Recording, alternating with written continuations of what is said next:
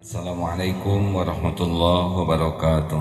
Innal hamdalillah nahmaduhu wa nasta'inuhu wa nastaghfiruh wa na'udzu billahi min shururi anfusina wa min sayyiati a'malina. May yahdihillahu fala mudhillalah wa may yudlil fala hadiyalah. Allahumma shalli wa sallim wa barik ala sayyidina Muhammad wa ala alihi wa ashabihi ajma'in. Allahumma iftah lana hikmataka ya Allah, wansur alaina rahmataka ya dzal jalali wal ikram. Allahumma a'inna ala dzikrik wa syukrik wa husni ibadatik.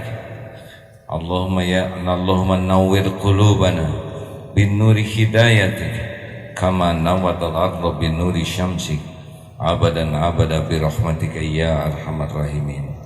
Duhai Allah, berkahi majelis ini, bukakan hati yang masih tertutup, cahayai hati yang gelap gulita, lembutkan hati yang keras membatu, lapangkan hati yang sempit, sembuhkan hati yang berpenyakit, bahkan hidupkan hati yang mati ya Allah.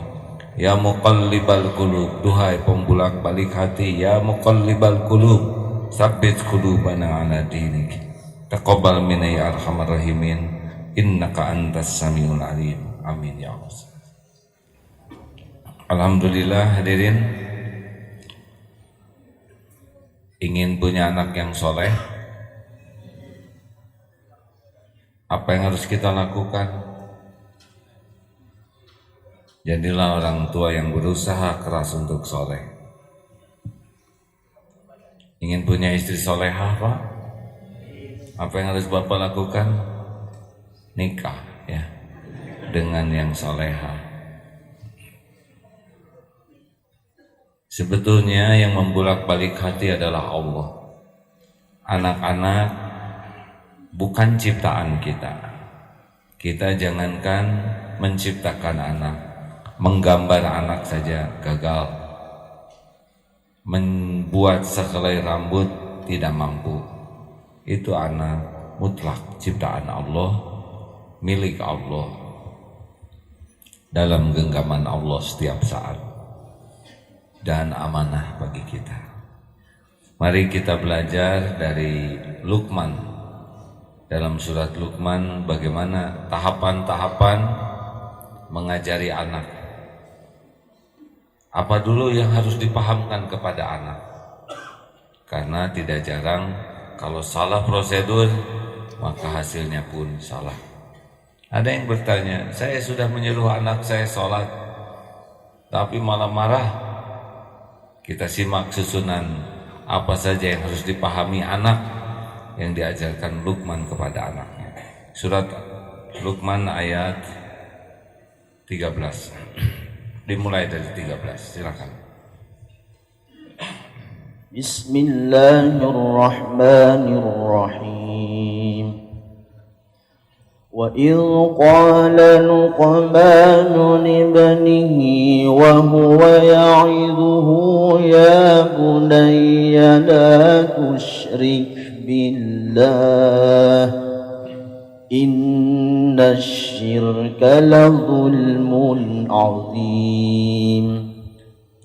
Dan ingatlah ketika Luqman berkata kepada anaknya, ketika dia memberikan pelajaran, ya bunayya la tusyrik billah inna syirka la zulmun azim. Sesungguhnya wahai anakku, janganlah engkau berbuat musyrik, menyekutukan Allah. Sesungguhnya menyekutukan Allah adalah kezoliman yang amat besar. Jadi pelajaran pertama dalam hidup ini adalah pelajaran tidak boleh berbuat zalim. Dan kezoliman terbesar dalam kehidupan adalah ketika memiliki Tuhan yang lain selain Allah. Ingat baik-baik hadirin, Islam itu agama yang adil. Adil itu menempatkan sesuatu pada tempatnya. Pelajaran pertama kepada anak adalah larangan berbuat zalim. Dan kezoliman terbesar anak harus tahu, yaitu berbuat sesuatu, menyekutukan Allah dengan sesuatu. Inna syirka ladzulmun azim. Syirik itu adalah kezoliman terbesar. Syirik itu adalah menuhankan sesuatu selain Allah. Harusnya bagaimana? La ilaha illallah, tauhid. Jadi dari awal anak itu harus diajarkan ketauhidan kepada Allah. Secara sederhana, tauhid itu komponennya dua. Satu menafikan, dua mengisbatkan. La, tiada Tuhan selain Allah. Tiada dulu Allah. Tiada yang menciptakan selain Allah. Nah, Allah Tuhan kita. Segala sesuatu selain Allah adalah ciptaan. Tuhan kita Allah Subhanahu wa ta'ala. Tidak ada sekutu baginya. Ajarkan, tiada yang menciptakan selain Allah. Kalian bukan buatan bapak dan ibu. Bapak dan ibu hanya jalan agar kalian terwujud di dunia. Allah yang menciptakan. Bapak ibu besok lusa tiada. Allah selalu ada. Tiada yang memberi rezeki selain Allah. Bapak ibu cuma jalan sebagian rezeki. Nanti mungkin lewat nenek, lewat kakek. Semua rezeki datangnya dari Allah.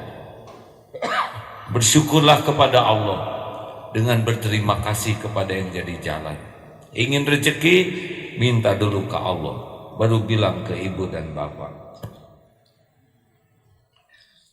Tiada yang memberikan perlindungan selain Allah. Ancaman apapun tidak akan terjadi tanpa izin Allah. Anjing tidak bisa menggigit tanpa izin Allah. Nyamuk tidak bisa menggigit tanpa izin Allah. Orang tidak bisa mencelakakan kita tanpa izin Allah. Pelindung kita hanya Allah. Hasbunallah wa ni'mal wakil.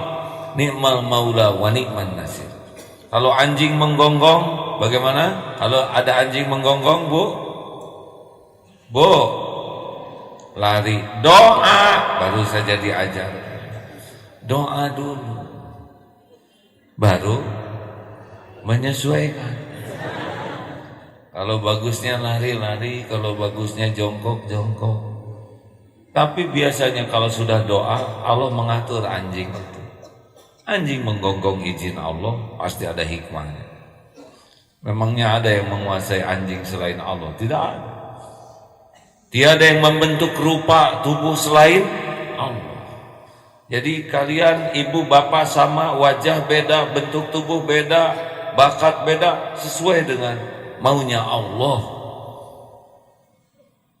Kalau sudah dikenalkan semua ini, tiada pemilik, pencipta, penguasa, penentu selain hanya Allah Subhanahu wa ta'ala, insya Allah anak ini nanti akan menempatkan hatinya kepada Allah pada tempatnya.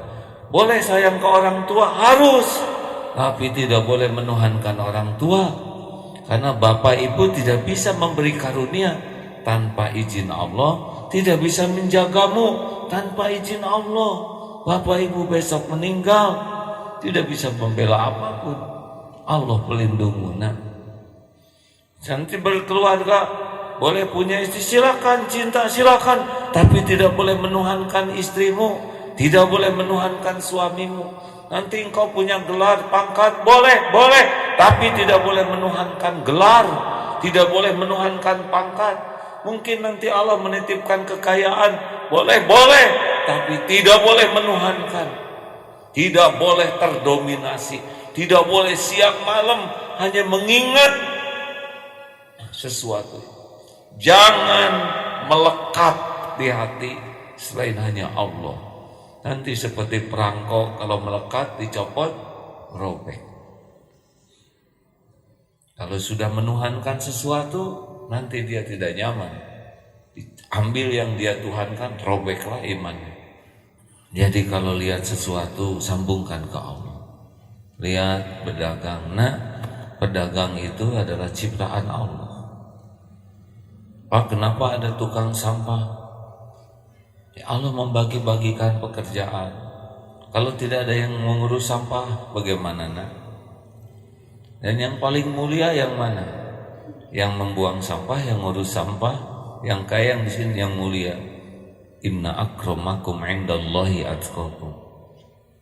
Yang paling mulia di antaramu adalah yang paling bertakwa. Jadi kalau mau mulia, jangan dalam pandangan orang. Nah, orang tidak punya apa-apa. Bapak, itu ada yang menghina Bapak. Yang menghina bukan Tuhan kita. Jangan takut, nak. Rasulullah yang mulia juga ada yang menghina. Tuhan kita adalah Allah. Yang angkat derajat adalah Allah. Yang membagikan karunia adalah Allah. Yang menghina ladang amal bagi kita. Amal apa, Pak? Satu, ladang amal bersyukur, karena bukan kamu yang jadi penghina. Ladang amal belajar, supaya kita tidak menghina orang. Ladang amal memaafkan, ladang penggugur dosa, karena boleh jadi kita pernah menghina dan sekarang ini penggugurnya. Ladang amal ihsan, supaya kita bisa berbuat baik kepada orang yang berbuat buruk. Jangan takut. Susah ngomong gitu, hadirin ke anak. Dan bapak ibunya juga nggak begitu ya. Kata Imam Ibnu Rajab, ilmu yang manfaat itu dua standarnya. Satu, ilmu mengenal Allah, asma wa sifat Allah. Yang kedua, ilmu mengenal apa yang Allah sukai dan yang tidak Allah sukai. Ini supaya tidak jadi syirik, harus mengenal ke Allah dulu. Dari kecil harus ditanamkan, jangan riya. Kenapa? Riya itu syirik khafi, syirkul asghar, sama, namanya syirik. Orang yang suka dipuji orang lain itu sudah menyekutukan Allah dengan penilaian orang, mencari kedudukan di sisi orang. Sudah sering kita bahas. 3 yang dihisab dari awal, paling awal adalah mujahid yang merasa sudah berjuang, berperang, terbunuh di medan perang, lisannya ngaku berjuang lillahi ta'ala. Allah wa huwa alimun bidatis sudur. Allah tahu isi hati. Dusta kamu berjuang bukan karena Allah, tapi karena ingin dipuji, dianggap sebagai pahlawan, dan sudah engkau dapatkan di dunia. Ini hadis sahih. Diseret, tertelungkup, masuk neraka. Bukan kurang beraninya, bukan kurang berjuangnya, bukan kurang pengorbanannya. Yang fatal adalah satu, hatinya. Hatinya menuhankan pujian makhluk. Sama yang belajar agama dan mendakwahkannya, belajar Quran dan membacanya, ada yang ke neraka. Bukan kurang banyak ilmu agamanya, bukan kurang hebat dakwahnya, tapi hatinya menuhankan kedudukan di sisi makhluk, pengen dipuji, pengen dihargai, pengen dikagumi. Jadi pelajaran paling awal untuk anak adalah pelajaran untuk tidak riya. Jangan sampai anak senang dipuji, senang dikagumi, senang dibalas budi oleh makhluk, sampai lupa Allah lah pemberi semua karunia. Kenapa jadi melotot begini? Karena merasa kita seperti itu. 2. Padahal ووصينا الإنسان بوالديه حملته أمه وهنا على وهن وفصاله في عامين أن اشكر لي ولوالديك إلي البصير. Dan kami perintahkan kepada manusia agar berbuat baik kepada kedua orang tuanya, ibunya yang telah mengandungnya dalam keadaan lemah dan bertambah-tambah, dan menyapihnya dalam usia 2 tahun. Bersyukurlah kepadaku dan kepada kedua orang tuamu, hanya kepadakulah kembalimu. Pelajaran kedua untuk anak, sesudah belajar untuk tidak menyekutukan Allah, termasuk diantaranya ikhlas. Pelajaran ikhlas itu pelajaran pertama. Baru pelajaran berbakti kepada orang tua, berbuat baik. Ketika ditanya, ya Rasulullah, amalan apa yang paling Allah cintai? As-sholatu ala waqtiha, sholat tepat pada waktu. Yang kedua, birrul walidain, berbuat baik kepada orang tua.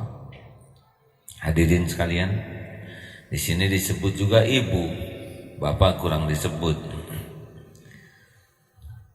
Kepada siapa saya harus berbuat baik ya Rasul? Kepada ibumu.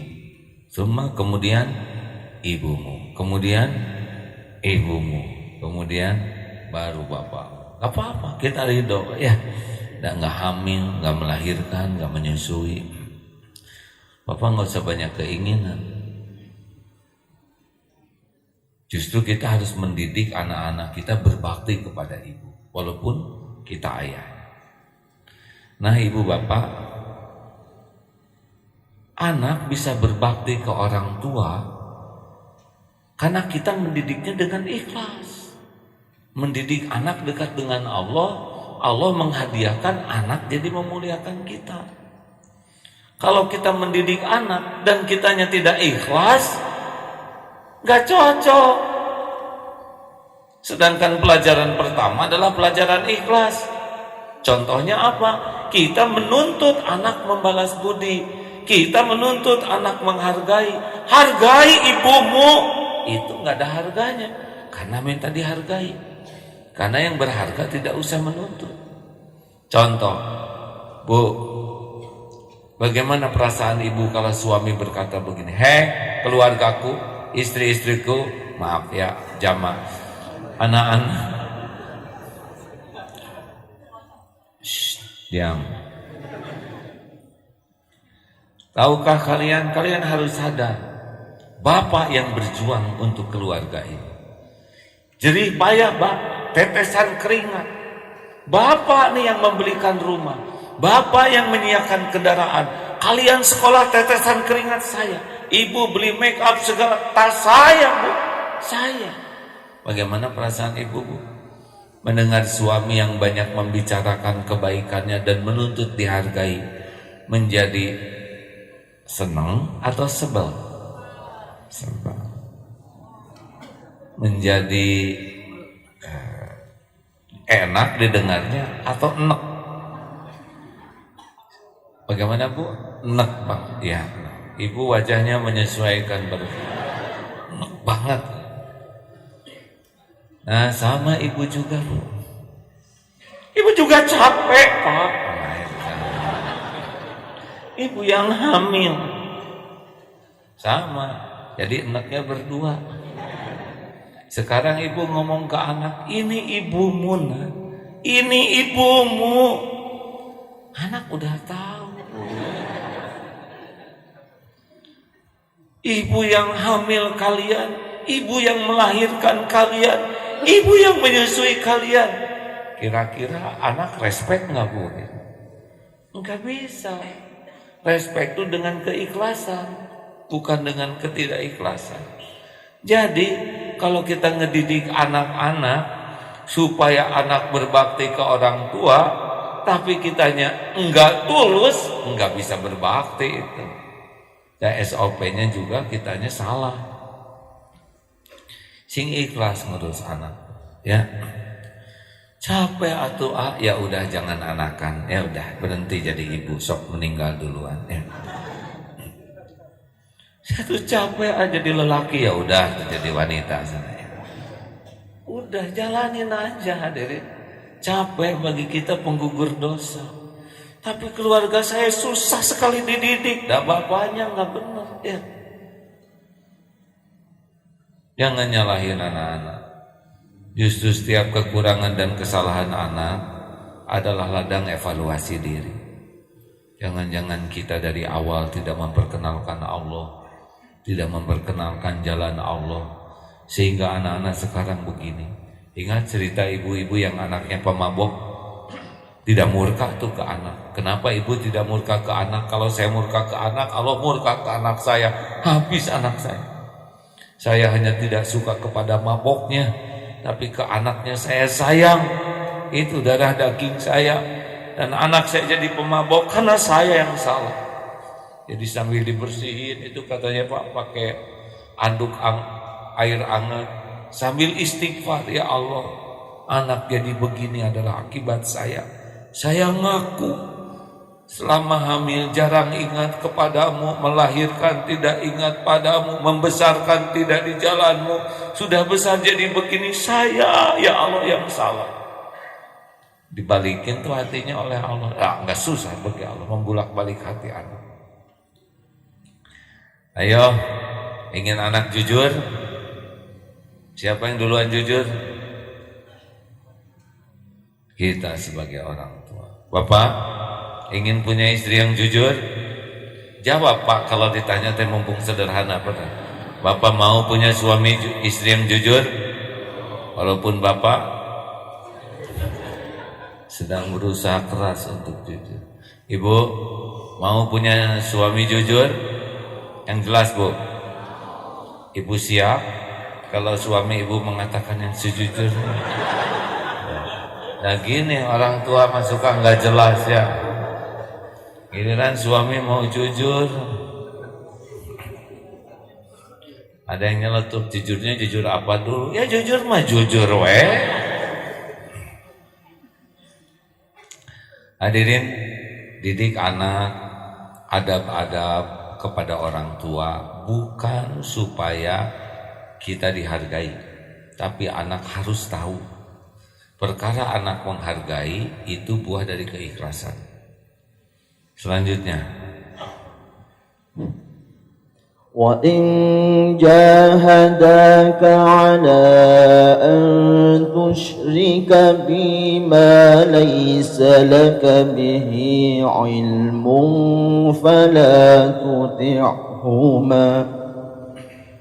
فَلَا تُطِعْهُمَا وَصَاحِبْهُمَا فِي الدُّنْيَا مَعْرُوفًا واتبع سبيل من أناب إلي ثم إلي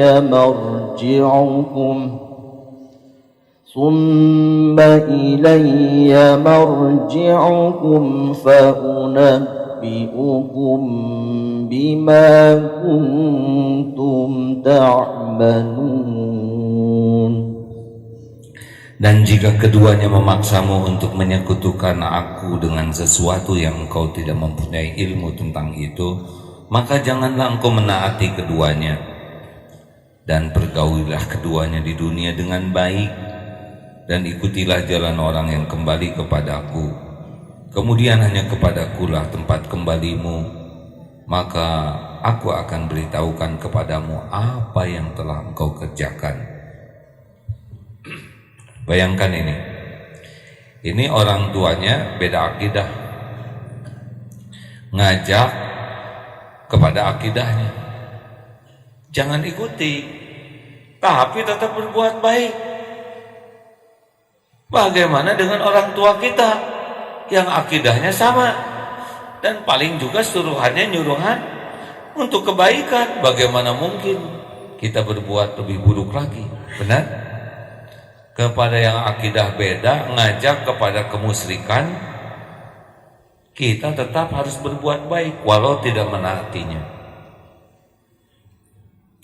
Ini persis seperti kepada istri. Istri misalkan banyak ngomong bawel, rewel, sepanjang tidak melanggar syariat, dengar aja Pak, tetap berbuat baik. Ingat rumusnya, dengar, jangan dibantah, dijawab seketika.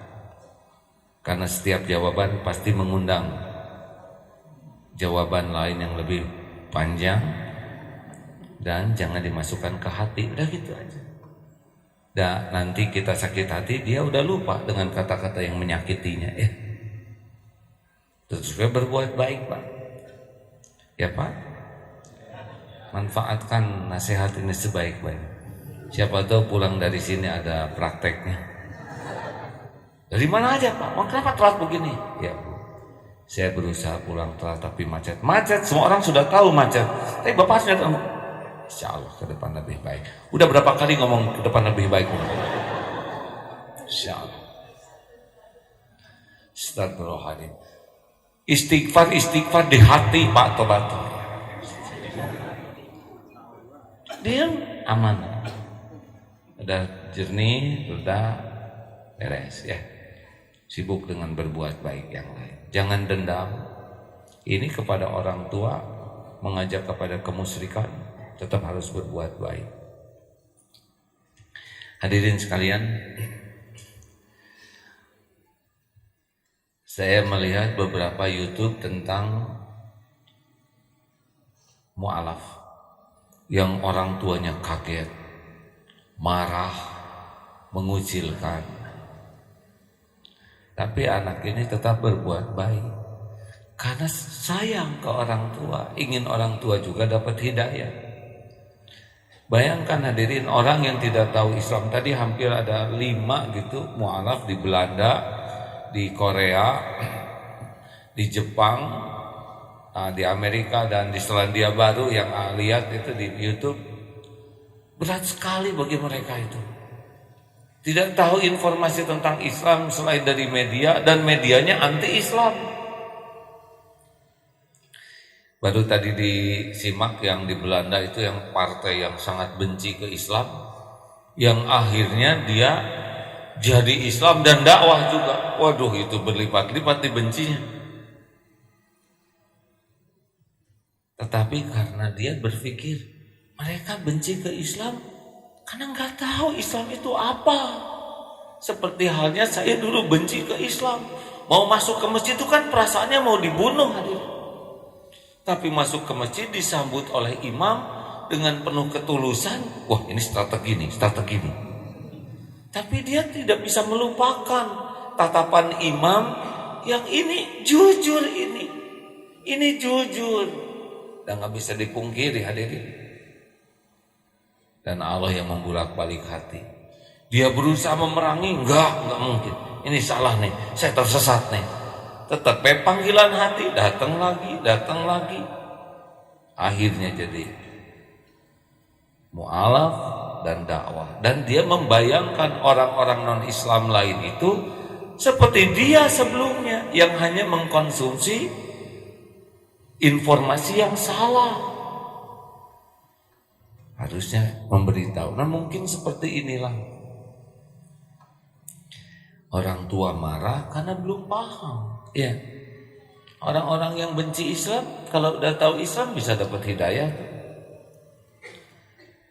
Selanjutnya, Ya bunayya innaha in taku mithqala habbatin من خردل فتكن في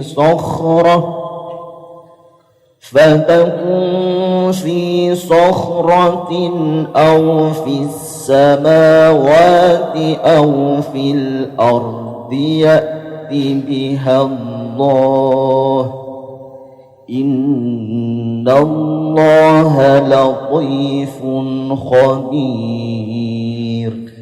Luqman berkata, duhai anakku, sungguh jika ada sebuah perbuatan walaupun seberat biji sawi dan berada di dalam batu itu pejal ya, sangat tersembunyi, benar?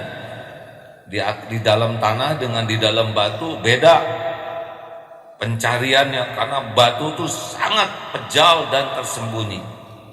Di dalam batu atau di langit atau di bumi, niscaya Allah akan memberikan balasannya. Innallaha latifun khabir. Sesungguhnya Allah Subhanahu wa taala maha halus Al-Latif, Maha lembut dan Maha mengetahui segala-galanya.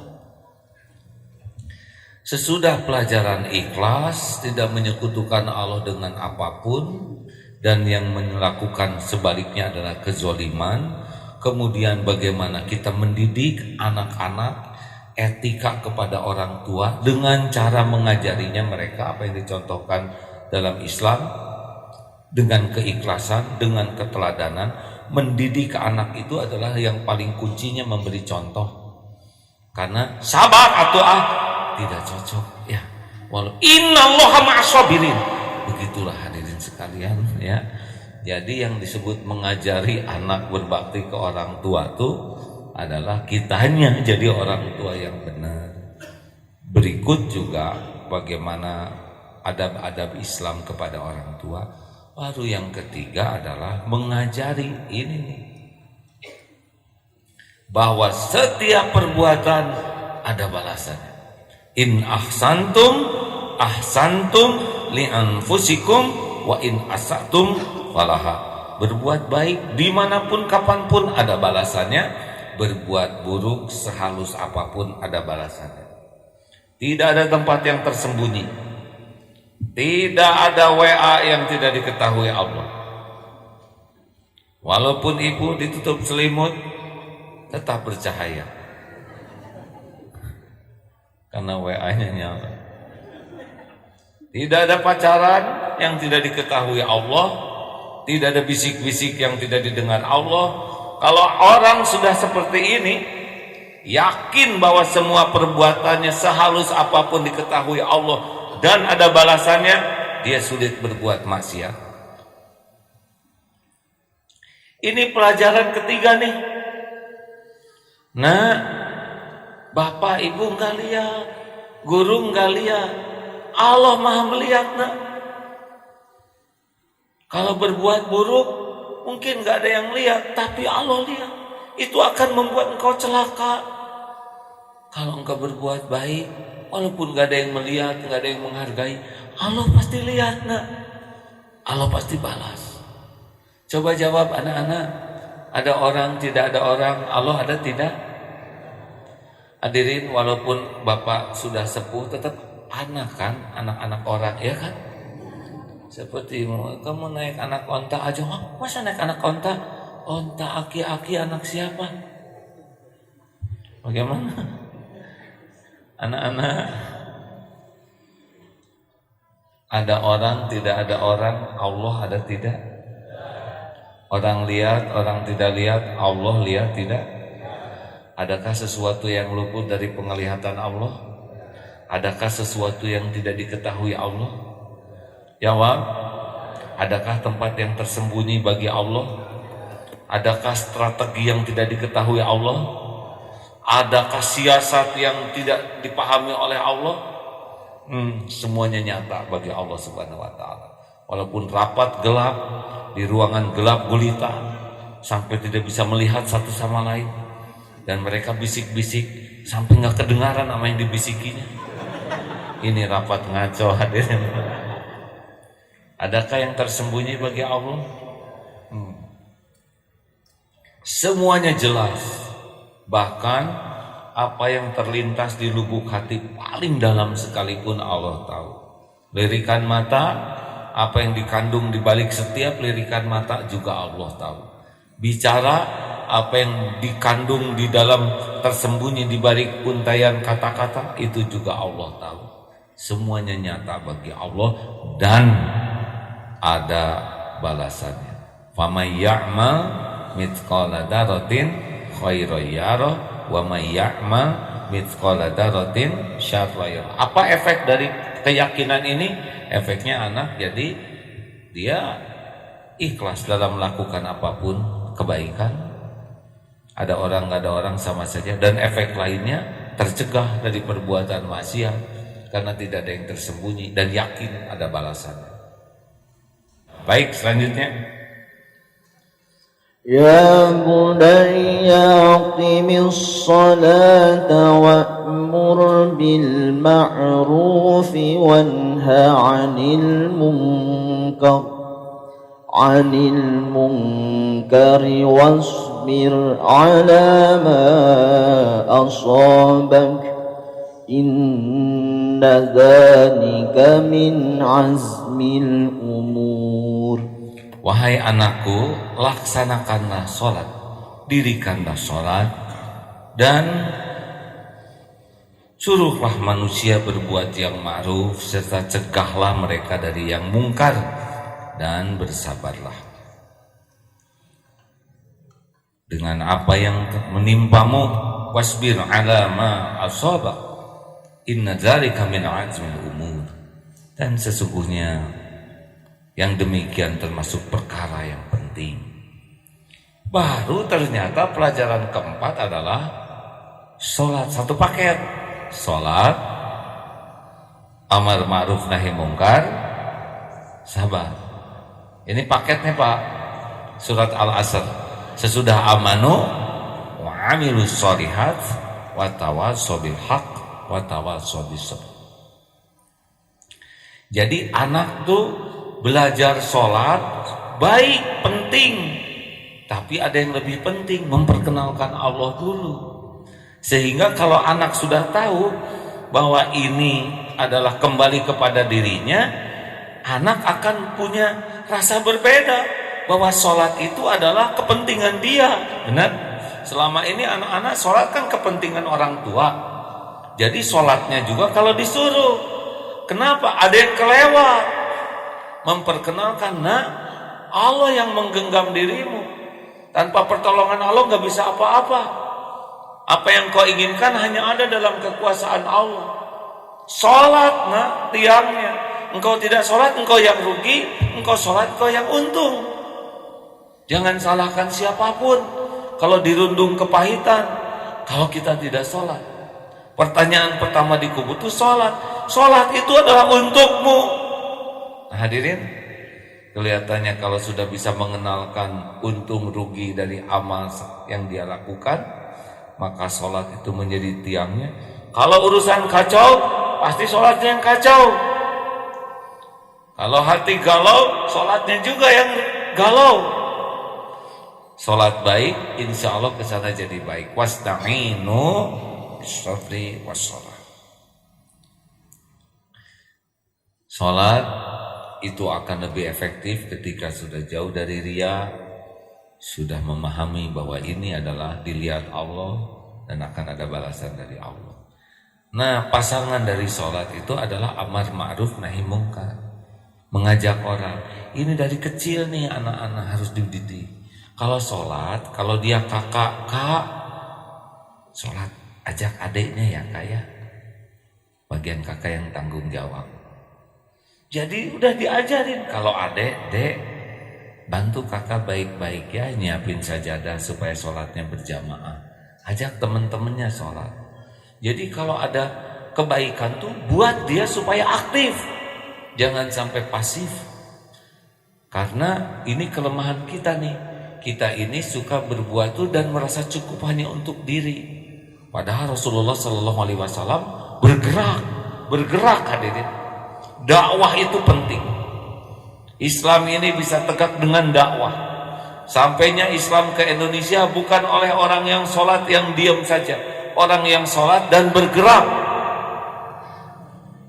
Kita dapat hidayah begini karena orang-orang yang bergerak berdakwah. Betul?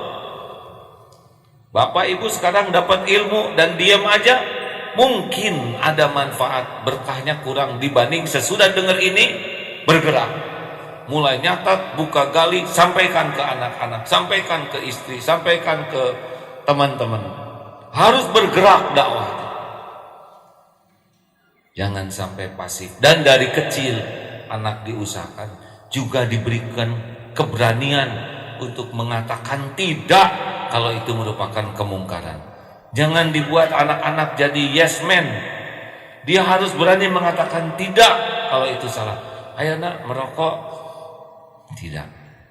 Kenapa? Ku tahu apa yang ku mau. Keren loh nak. Yang merokok itu jantan. Kamu gak merokok kayak bencong. Bonceng aja lihat yang lagi pada merokok. Latih untuk berani mengatakan tidak kepada kemungkaran. Ya, ini penting Pak.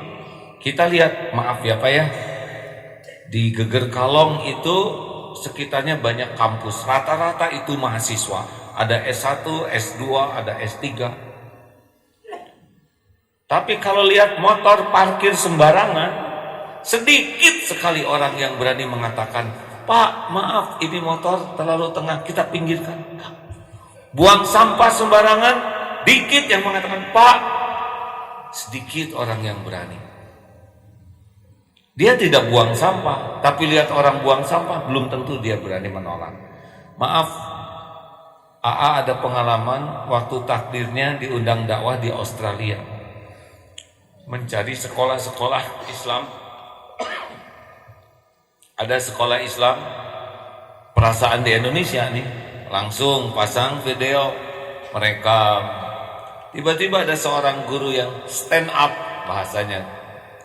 Maaf, tolong dimatikan sekarang juga. Di sini tidak diizinkan untuk merekam. Orang tua murid juga belum tentu ada yang rela anaknya direkam. Dan mau dipastikan dihapus sekarang juga. Sopan, tegas, langsung ngerempot saya. Itu stand up. Kita dikit sekali anak-anak yang punya keberanian untuk stand up seperti itu. Benar? Lihat orang buang sampah, nggak berani kita. Lihat orang merokok, buang puntung, diam saja. Parkir sembarangan, diam. Karena kita juga parkir di sebelahnya, sama-sama sembarangan. Sedikit Pak yang berbuat baik agak lebih banyak, tapi yang melarang orang berbuat jelek. Saya jadi suka ingat ke waktu jenguk dulu Habib Rizik di rumah sakit zaman dulu tuh. Katanya, kita sama-sama dakwah, bagi-bagi tugas.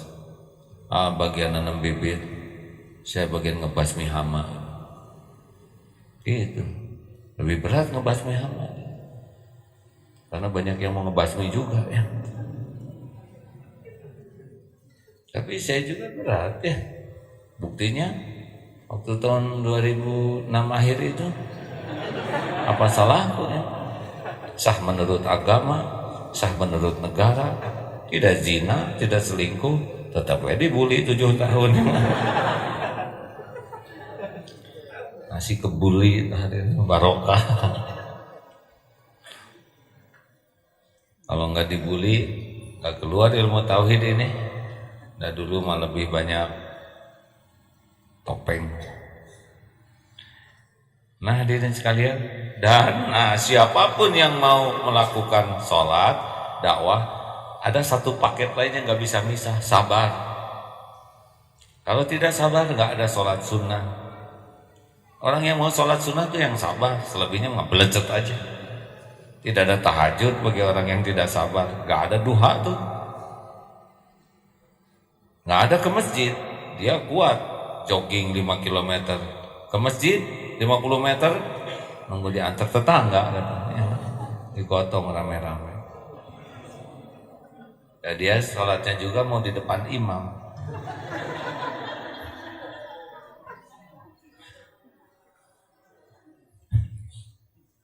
Mau sholat di depan imam itu di end.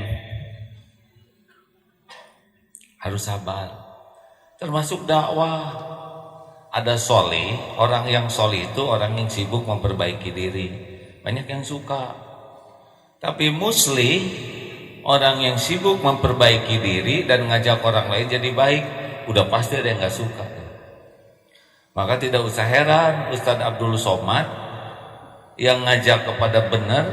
Ustadz Abdul Somad tuh salah satu ulama idola saya ya. Saya banyak membuka YouTube-nya, kita doakan ini babak baru dakwah di Indonesia.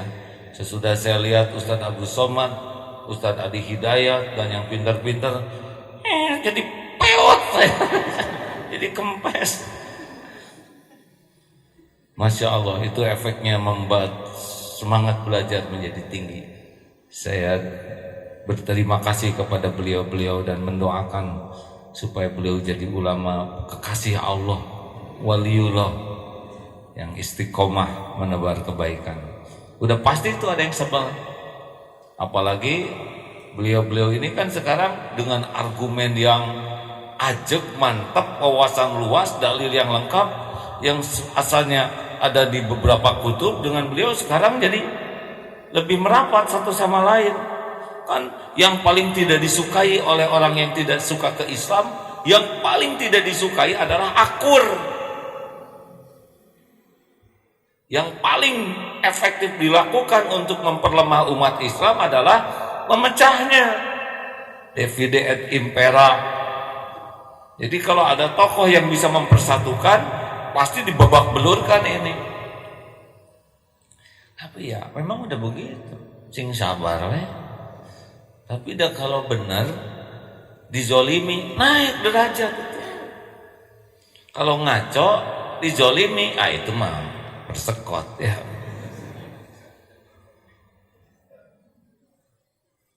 Jelas hadirin?